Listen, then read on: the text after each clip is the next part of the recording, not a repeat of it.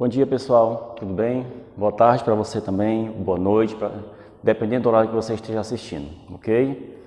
Bom, aqui é o professor Jefferson e nós vamos dar início à nossa revisão de Física B, tá? Para que nós possamos dar continuidade, para que você possa se relembrar dos nossos itens de magnetismo, não é? Nós paramos lá na aula 9, tá certo? Eu vou fazer uma revisãozinha com vocês sobre força magnética, tá? Trabalhamos a questão das características de um ímã, trabalhamos as características de um campo, o valor de um campo em elementos retilíneos, em espiras, solenoides e assim por diante, tá bom? Bobinas e assim por diante, tá bom? Nesse caso aqui, nós vamos trabalhar o campo também, só que a produção de uma força desse campo, tá? Sobre uma partícula, tá bom? E nesse caso aqui, sobre um condutor linear, tá certo? Onde esse campo produz o movimento de partículas no corpo desse condutor, tá? Não sei se vocês lembram disso aqui, nós estávamos trabalhando isso lá na nossa aula 7, ok? Bom, nesse caso aqui, nós temos uma partícula.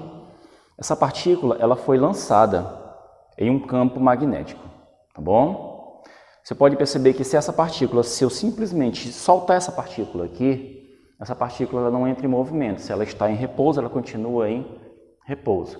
Ela precisa ganhar uma determinada velocidade. Então, se eu jogo ela, tá? O que vai acontecer? Se ela atravessa um campo magnético, ela vai ser influenciada por uma força magnética, tá certo? Ou melhor, você pode perceber que vai ter uma força magnética que vai equilibrar essa partícula, tá bom? Bom, futuramente nós vamos trabalhar a questão dessa força na produção de uma energia, tá? A transformação da energia magnética em energia elétrica. Professor, tem como fazer isso? Tem, tá bom? Na indução, no fluxo magnético, tá bom? Nesse caso aqui, se eu lançar essa partícula entre esses dois campos, você pode perceber que aqui eu tenho dois paredões, né?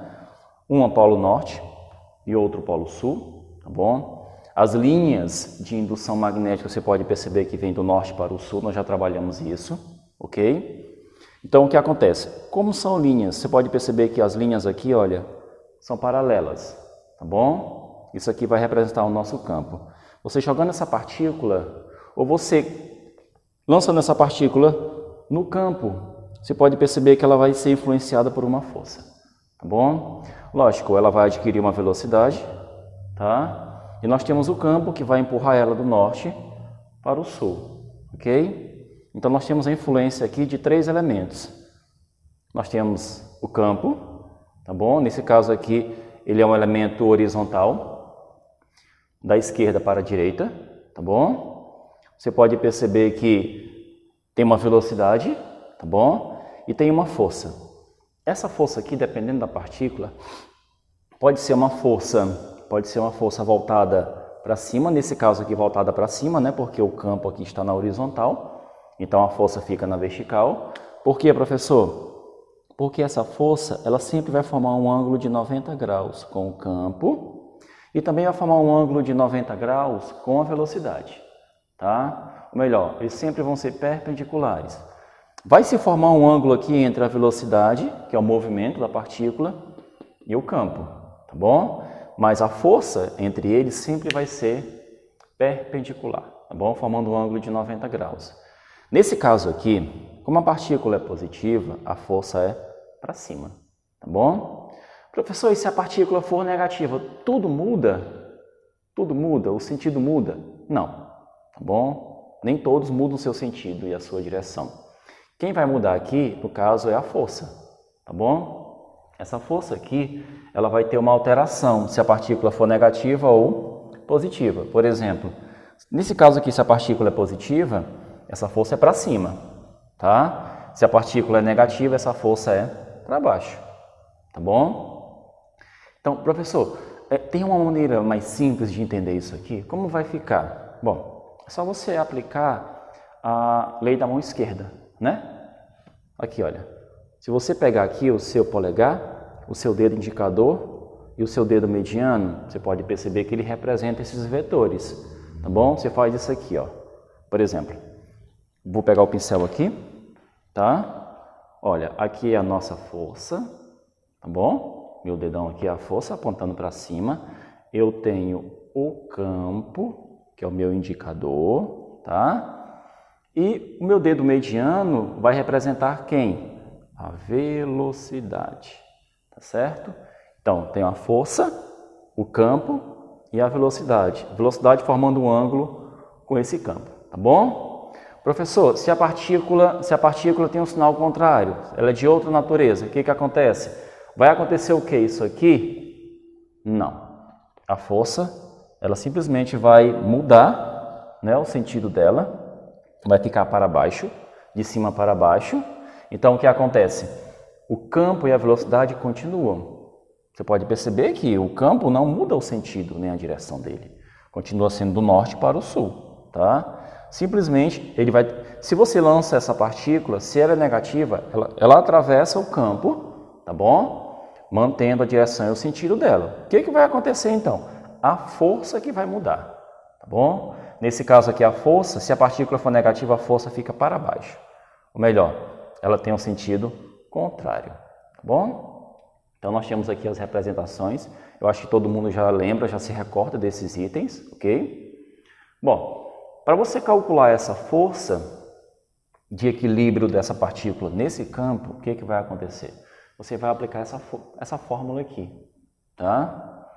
É o campo multiplicado pela velocidade da partícula multiplicado pela carga dessa partícula, tá bom? O campo, você sabe que você vai calcular em quê? Em Tesla, né? Velocidade em metros por segundo. Carga em coulombs, multiplicado pelo seno do ângulo. Quem é esse ângulo? É o ângulo entre o campo e a velocidade, tá bom?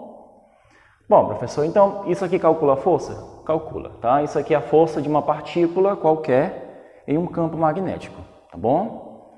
Aí nós temos o caso se você colocar um condutor linear nesse mesmo campo, viu?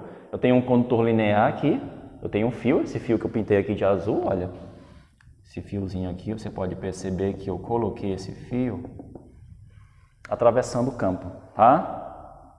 Você pode perceber que é como se eu tivesse isso aqui, olha, um campo do norte para o sul, né? E no meio desse campo eu atravesso um fio, tá bom? Então o que acontece? Você pode perceber que esse fio aqui, ele vai ter um movimento de partículas no corpo dele, lógico. No corpo desse fio aqui contém cargas, né, positivas e negativas, tá bom? No caso aqui vai existir um movimento de elétrons, tá? Bom, o que vai acontecer aqui? Nesse caso, o campo, você pode perceber, continua do norte para o sul, tá? As linhas paralelas, tá? Na horizontal. E nós temos aqui a força. Essa força aqui vai ser a força de equilíbrio da partícula no movimento. Só que aqui você vai produzir uma corrente elétrica, tá? Professor, por que eu vou produzir uma corrente elétrica? Porque as partículas vão se movimentar aqui pelo corpo do fio, o comprimento desse fio. É um espaço limitado, tá bom? Então isso aqui vai gerar uma corrente elétrica, tá? A força, você pode perceber que a força em relação à corrente é perpendicular, em relação ao campo também é perpendicular, tá bom? Aí você pode perceber que existe um ângulo aqui, olha. Esse ângulo é o ângulo entre o campo e o fio, né? Se você coloca o fio inclinado, vai formar um ângulo θ, tá bom? Se você coloca o fio paralelo aos polos, você pode perceber que o ângulo vai ser de 90 graus, tá bom? Se você coloca o fio deitado, você pode perceber que o ângulo vai ser o quê? Vai ser 0, tá? Porque o corpo do fio em relação às linhas do campo vão ser o quê? Paralelos, ou melhor, você pode perceber que não tem ângulo, tá bom? Então, aqui essa força vai ser nula, tá? Bom, como é que eu calculo essa força? Com a fórmula do Biot. Professor, a fórmula do Biot, cara, como é que eu vou trabalhar a fórmula do Biot? Bom, como foi que eu gerei ela? Você gerou a fórmula do Biot com a fórmula do campo, né, da força no campo em relação à partícula. Como? Como isso é possível? Tá? Você pode perceber que aqui você vai considerar o espaço, o comprimento do fio. Então, por exemplo, se você olhar para essa fórmula aqui, eu vou considerar todos os itens, tá? Aí fica assim, ó, campo multiplicado pela velocidade. Qual é a fórmula de velocidade? É a variação do espaço pela variação do tempo, tá? Multiplicado por quem? Pela carga, tá certo? Se você analisar, lógico, aqui nós temos o seno, tá bom? Essa fórmula aqui também, você pode perceber que a fórmula do Biot tem um seno, né? Que é, na verdade, o seno desse ângulo entre o campo e a corrente. Ou melhor, o campo e a posição do fio, tá bom? Nesse caso, se você observar, você pode ver que carga pelo tempo gera o que? Uma corrente, tá bom? Então, isso aqui, na verdade, é uma corrente elétrica. Então, fica o campo multiplicado pela corrente multiplicado pelo ΔS.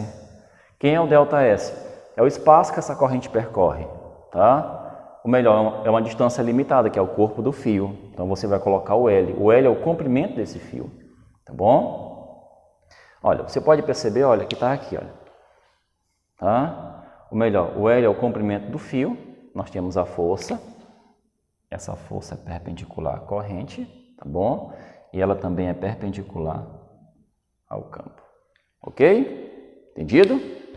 Bom, aí nós vamos voltar agora para o nosso próximo ponto, que é, na verdade, essa força entre dois fios, tá certo? Eu coloquei aqui a força magnética no corpo de um único fio que é exposto a um campo magnético. Nossa próxima parte, nós vamos trabalhar o quê? A força entre dois fios, né? Fios paralelos, tá bom? Então, esses fios vão ser submetidos a duas correntes, tá? Cada fio com sua corrente elétrica. Então, nós vamos perceber que vai existir uma força entre esses dois fios, ou de atração ou de repulsão.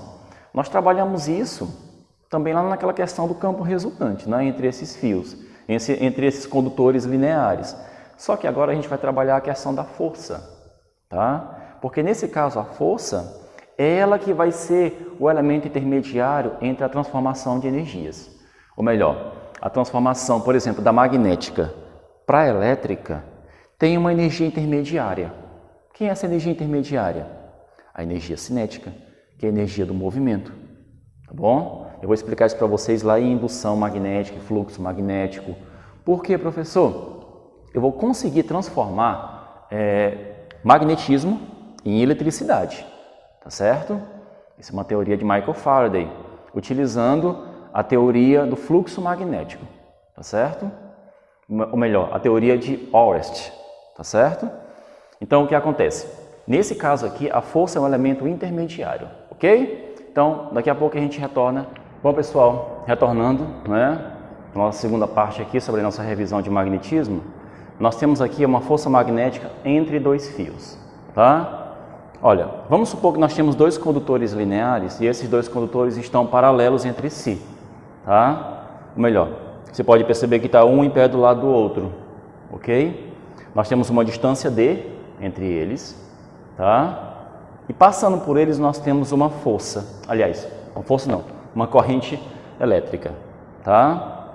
Bom, essa corrente elétrica, ela é produzida por um campo, tá? Nesses dois condutores. Então, se eu aplicar um campo aqui, um campo magnético, esses dois condutores aqui, eles vão ter uma corrente passando entre eles, tá bom? Só que nós temos que entender o seguinte, nós precisamos entender que essas duas correntes, elas podem ter o mesmo sentido ou elas podem ter sentidos opostos, tá certo? Bom, vamos lá.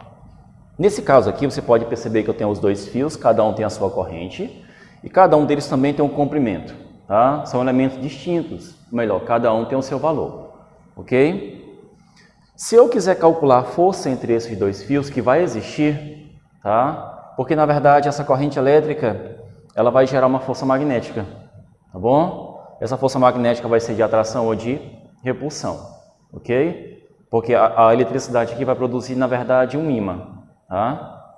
Bom, a força entre elas vai ser calculada pela permeabilidade, multiplicado pela corrente 1, que é a do fio 1, multiplicado pela corrente 2, que é a do fio 2, multiplicado pelo L, que é o comprimento dos fios. Professor, você falou que o comprimento é distinto, são valores distintos.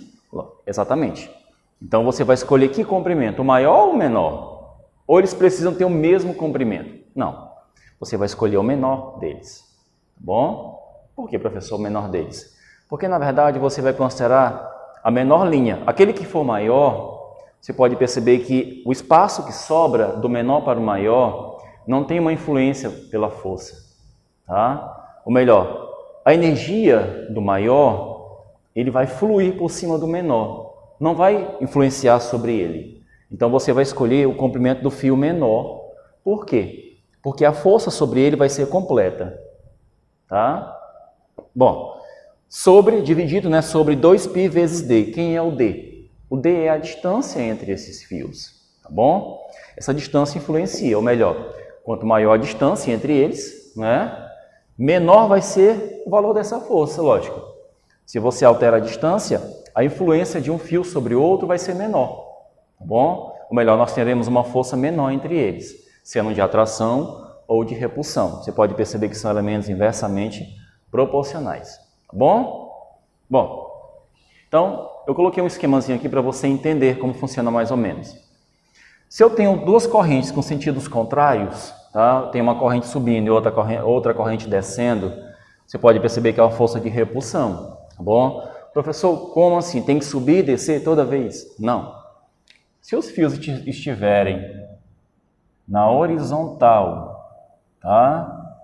Eu tenho esses dois fios na horizontal, eu tenho uma corrente indo para a direita, vou chamar de corrente 1, e tenho uma corrente indo para a esquerda, vou chamar de corrente 2, tá bom?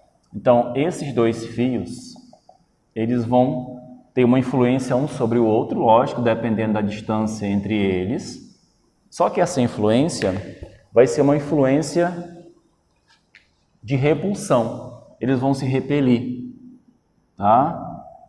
A força entre eles vai ser uma força de repulsão. Lógico, cada um deles vai ter o comportamento, só que a força é única, tá bom? Esse vai descer, esse vai subir. Nesse caso aqui, se os fios estiverem na vertical, então a força é na horizontal, tá bom? Então, a posição do corpo em relação à força sempre é perpendicular, tá bom? Muito simples.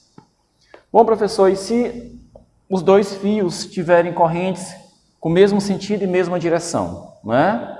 Bom, o que vai acontecer? Você vai ter uma força de atração, tá bom? Ou melhor, se esses dois fios estiverem também na horizontal, se as correntes têm o mesmo sentido, independente do valor delas, eles vão se atrair, certo? Olha, eu coloquei para a gente aqui entender um exemplo, tá bom? Esse exemplo aqui vai ser a influência de um campo sobre esse fio em relação a uma força, tá bom? Você vai conseguir encontrar essa questão lá na página 200, tá? É a nossa segunda questão. É uma questão bem objetiva, só que você precisa completar a leitura dela, tá? Ela fala assim, ó. A figura a seguir ilustra uma haste metálica pendurada em um dinamômetro indicando 3 newtons. Eu tenho uma haste metálica aqui, tá? Essa haste metálica, ela está sendo erguida não, sustentada por esse dinamômetro. Ou melhor, esse dinamômetro aqui, ele é um aparelho de medida, ele mede um peso, uma força, tá bom? Ou melhor, essa barra aqui está produzindo uma força de 3 newtons, tá bom? O dinamômetro também acusa 3 newtons, tá? Bom, a questão continua falando o seguinte. Na região que compreende a largura da haste, há um campo magnético entrando no plano do papel, de intensidade igual a 2 teslas, tá? Eu tenho um campo. Olhem para a minha mão. Eu tenho esse campo empurrando, né? Fazendo uma força na superfície do quadro, tá certo? Imagine que cada bolinha dessa é uma linha entrando no quadro, tá bom? São linhas entrando dentro do plano do quadro, tá certo? De fora para dentro, viu? É isso aqui, ó. É como se cada bolinha dessa fosse um furo produzido no plano do quadro, tá bom? É um campo de entrada, tá certo? É de fora para dentro, tá bom? Aí a questão fala assim, ó. A arte é então ligada a um circuito, não representado, aqui não tem um circuito, né? Mas imagine um circuito, através de fios de ligação bastante leves, estabelecendo-se então uma corrente elétrica na haste. Quando isso ocorre, o dinamômetro passa a indicar 0 newtons. Professor, por quê? Por que esse dinamômetro passa a indicar 0 newtons? Porque assim que essa arte ela é influenciada, quando o campo entra, o que vai acontecer? Vai existir uma força sobre as partículas que estão nessa haste metálica, tá?